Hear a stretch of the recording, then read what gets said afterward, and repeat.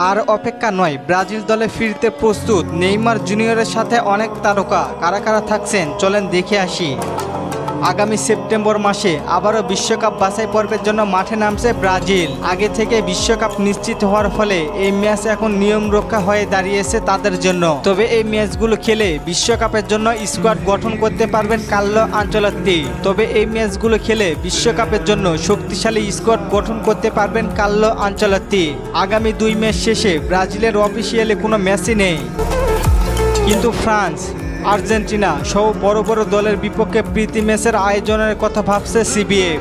বিশ্বকাপের আগে প্রীতি ম্যাচ খেলে নিজেদের শক্তিমত্তা প্রমাণ দেওয়ার জন্য রেডি আছে আনচেলত্তির শিষ্যরা। তবে এদের মাঝে খুশির খবর হলো ব্রাজিল দলে ফিরছেন নেইমার জুনিয়র। ইনজুরি কাটিয়ে দলের সঙ্গে যোগ দিতে প্রস্তুত ব্রাজিলিয়ান কিং। প্রায় 2 বছর পর হলুদ জার্সিতে দেখা যাবে নেইমার জুনিয়রকে।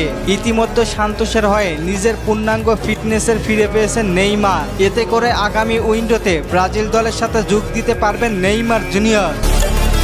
নেইমার জুনিয়র বলেছিলেন পূর্ণ ফিট হয় তবেই তিনি মাঠে ফিরবেন। তিনি দেখিয়ে দিলেন আরও একবার ইনজুরিকে পিছনে ফেলে কিভাবে সামনের দিকে আগাতে হয়। অপরদিকে ক্লাব বিশ্বকাপে ভালো খেলার ফলাফল হিসেবে দলের সঙ্গে যুক্ত হতে পারেন থিয়াগো সিলভা। থিয়াগো সিলভাকে নিয়ে গণমাধ্যমে বেশ কিছু রিউমার চলতিছে।